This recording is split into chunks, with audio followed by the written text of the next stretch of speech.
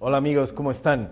Estoy muy feliz de poder estar de nuevo con ustedes y aquí estamos para poder estudiar la temática que corresponde a esta semana. Vamos a hablar de templanza en el crisol. Yo soy su pastor, el pastor Sebastián López, y estoy, como les he dicho, contentísimo de que podamos estar aquí y podamos empezar este estudio que espero que nos pueda ayudar a cada uno de nosotros en nuestra vida diaria ante las situaciones difíciles que podamos estar viviendo.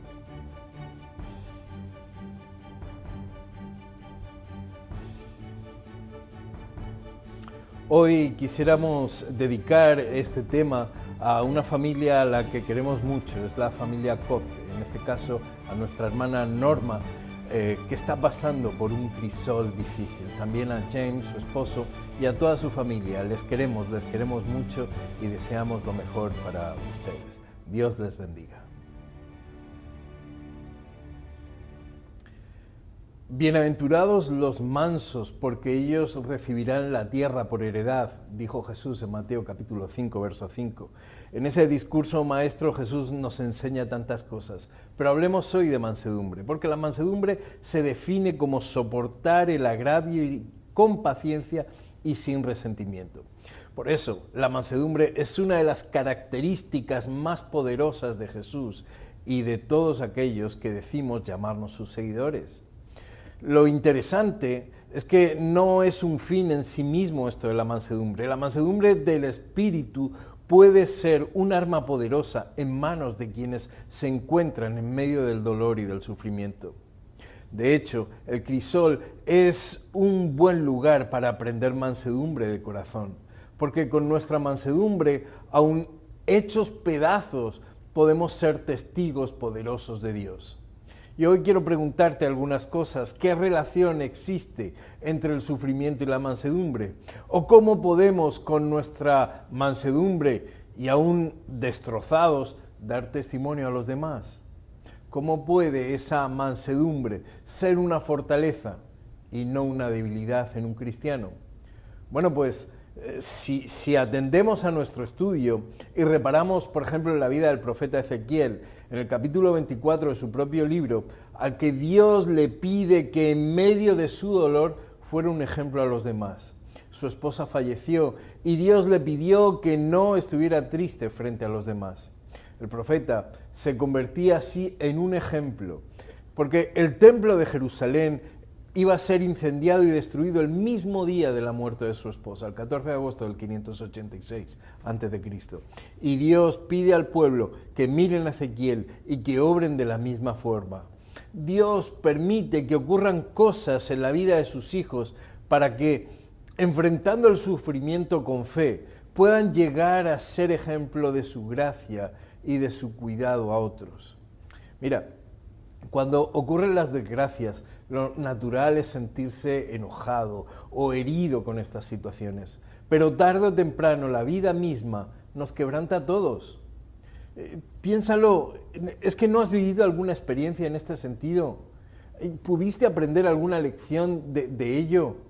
¿Y cómo puede el Señor utilizar tu sufrimiento para poder ayudar a otros?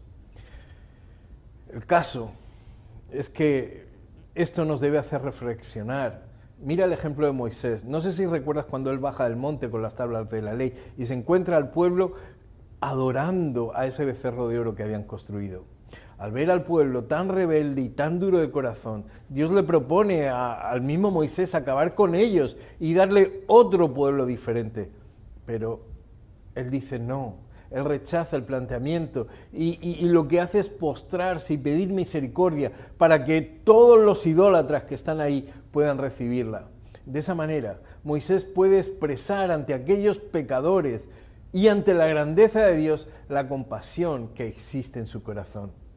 Y es que a veces Dios puede permitir que enfrentemos situaciones difíciles, que enfrentemos grandes conflictos para que Él, nosotros y todos aquellos que están a nuestro alrededor vean cuánta compasión tenemos por los que no la merecen. Mira, de esta historia del becerro de oro hay otro aspecto que debemos ver, y es que la oposición y la desobediencia son un llamado a demostrar precisamente el amor y la gracia del cielo. La gracia es necesaria cuando la gente menos la merece. Y es cierto que cuando menos la merece también es el momento en el que a nosotros menos nos apetece ofrecerla. Y aquí está el milagro divino: amar a los demás, amar a los que nos hieren. Este es el ejemplo poderoso de la mansedumbre de Jesús. Él nos cuenta que nuestro Padre que está en los cielos hace salir el sol sobre malos y buenos y hace llover sobre justos e injustos. Este pasaje del Evangelio concluye con la frase aquella de: sed pues perfectos como vuestro Padre que está en los cielos es perfecto. Aun a pesar de lo que algunos traten de decir, el significado de este pasaje está muy claro en medio de las palabras de Jesús. Si tú quieres ser perfecto como Dios, debes mostrar amor de Dios, como lo muestra Él a sus enemigos. Ser perfecto a los ojos de Dios es amar a tu adversario, y eso requiere de ti un corazón manso, algo que solo Dios puede poner ahí. Mira, la perfección no solo consiste en albergar pensamientos agradables acerca de nuestros adversarios, sino hacer algo práctico por ellos. El cielo no solo piensa en el bien de los pecadores que se han rebelado, sino que, como decía Jesús, les envía lluvia para pagar, para hacer crecer sus campos, para hacer madurar sus cosechas.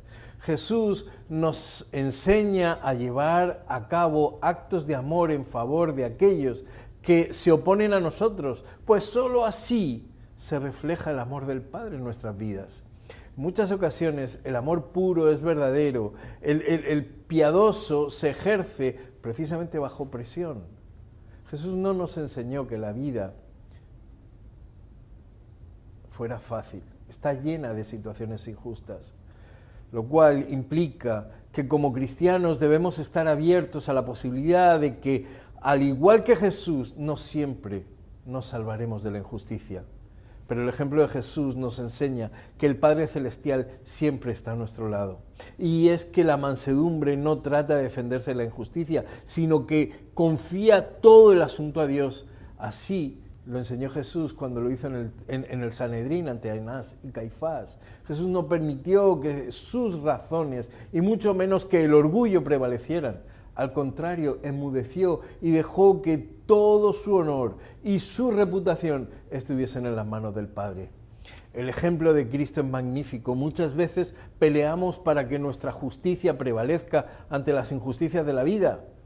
Pero quédate tranquilo, deposita tu fe en el Todopoderoso. Dios es el responsable de tu reputación. Mira, el apóstol Pedro nos dice en su primera epístola, en el capítulo 2, en el verso 23, quien cuando le maldecían no respondía con maldición, cuando padecía no amenazaba, sino que encomendaba la causa al que juzga justamente. Jesús no estaba en silencio porque no tuviera palabras. Cuando lo estaban juzgando, Él sabía que en medio de esa situación tan injusta, el Padre estaba obrando. De la misma manera, ante las injusticias de nuestra fe y esperanza, la palabra de Dios nos invita a encomendarnos a los designios divinos. No permitas que la tentación te lleve a pensar que Dios no conoce nuestra situación. El libro de Isaías es maravilloso. Nos dice: ¿por qué murmura Jacob? ¿Por qué refunfuñas, Israel? Mi camino está escondido del Señor y mi Dios ignora mi derecho. ¿Acaso no lo sabes? ¿Acaso no te has enterado? El Señor es el Dios eterno, creador de los confines de la tierra. No se cansa ni se fatiga y su inteligencia es insondable. Él fortalece al cansado y acrecienta las fuerzas al débil. Aún los jóvenes se cansan, se fatigan y los muchachos tropiezan y caen. Pero los que confían en el Señor renovarán sus fuerzas, volarán como las águilas, correrán y no se fatigarán, caminarán y no se cansarán. Mira, yo quisiera elevar una oración contigo y decir: Señor, cuando alguien me insulte, cuando encuentre oposición, que yo pueda mantenerme en silencio y permitir que tú me juzgues. Quítame el deseo de vengarme, aunque sienta que la venganza sería justificada. Señor, reemplaza la venganza con tu amor. tu amor que yo muestre a través de mis acciones y a través de mi intercesión, pidiendo el mayor bien para aquellos que se me oponen. En tu nombre, amén. Que Dios te bendiga, que Dios te llene de sabiduría y te ayude a saber que Él siempre está al control, aun cuando las cosas sean muy difíciles. Bendiciones.